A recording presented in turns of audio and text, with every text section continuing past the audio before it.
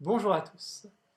Je vais vous parler dans cette vidéo des liens entre libéralisme et démocratie.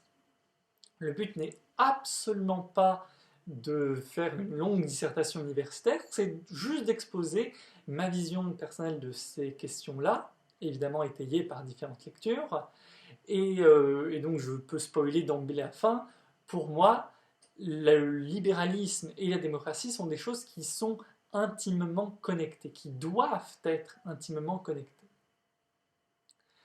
Alors, il y a quelque temps, j'ai vu une étude d'opinion, qui expliquait que la notion de libéralisme autoritaire gagnait en importance au sein de la population. Ça m'a beaucoup gêné. Pourquoi? En fait, la notion même de libéralisme autoritaire n'a pas de sens. Alors, j'ai évidemment compris ce que voulait dire l'auteur de l'étude.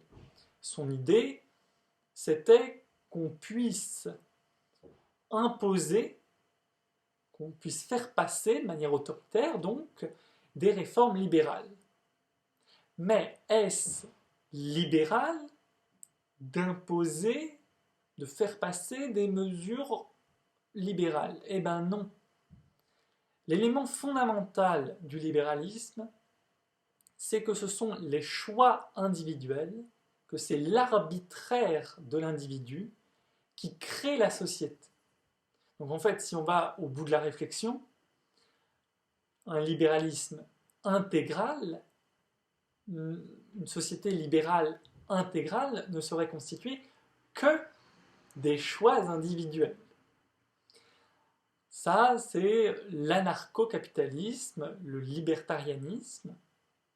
Mais les libéraux classiques admettent qu'il y a besoin d'une structure chapeau pour s'occuper de quelques domaines qu'il est un peu délicat de laisser complètement aux mains des individus. Fondamentalement, enfin voilà, ce sont les questions de police, de justice, de relations internationales. Bon, voilà, ce sont quelques domaines, ce qu'on appelle souvent le régalien, qui doit continuer à être géré par l'État, par une structure tutélaire. Mais le reste doit être le plus possible laissé aux individus. Ça, c'est la vision politique d'un libéral classique. Pour autant, les libéraux classiques ne veulent faire aboutir cette vision politique-là que dans un cadre démocratique. Parce que s'ils imposaient ce fonctionnement-là, eh bien, ils iraient contre les droits d'autres personnes qui pourraient vouloir potentiellement déléguer ces droits à la structure tutélaire, à l'État. Donc en fait, pour un vrai libéral, on ne peut chercher à obtenir cette société libérale que dans un cadre démocratique. Les libéraux qui voudront imposer ce type de décision ne sont en fait pas de vrais libéraux, si l'on se réfère à la théorie classique. Maintenant, prenons deux cas concrets. Prenons le cas de la réforme de la SNCF. Est-ce que c'était une réforme libérale? Ça, c'est pas mon propos ici. Partons du principe que c'était une réforme libérale. Ça peut se discuter, hein. C'était pas une réforme si libérale que ça. Mais bon, ça, c'est même pas le sujet. Elle était en tout cas perçue par l'opinion publique comme étant une réforme libérale. Il s'avère, quand on faisait des petits sondages, que l'opinion majoritaire de la population était pour la réforme. Mais il s'avère aussi qu'il y avait une petite partie de la population qui était fortement opposée à cette réforme. Est-ce que c'était démocratique de faire passer cette réforme? A priori, oui, vu que l'opinion majoritaire du pays était pour cette réforme.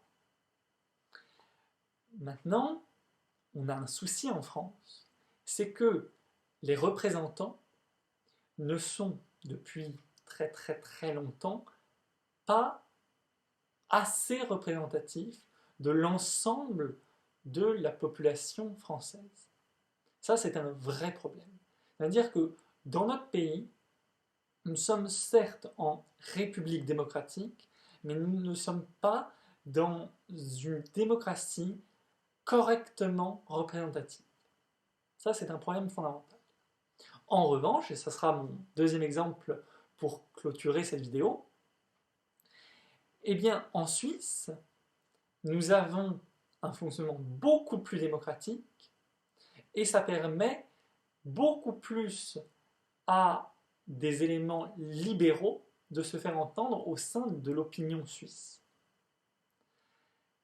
Ce fonctionnement démocratique, il fonctionne avec une démocratie semi-directe très active, avec les référendums d'initiative populaire, avec des élections, avec des scrutins complètement à la proportionnelle, et également avec des niveaux de décision très séparés les uns des autres. Et cette démocratie plus active permet aux citoyens de prendre des décisions et de désigner des représentants plus libéraux. Tandis qu'en France, la plupart du temps, les représentants ont plus à cœur de faire plaisir aux électeurs, aux citoyens, que de s'occuper de bien gérer les deniers publics. Voilà.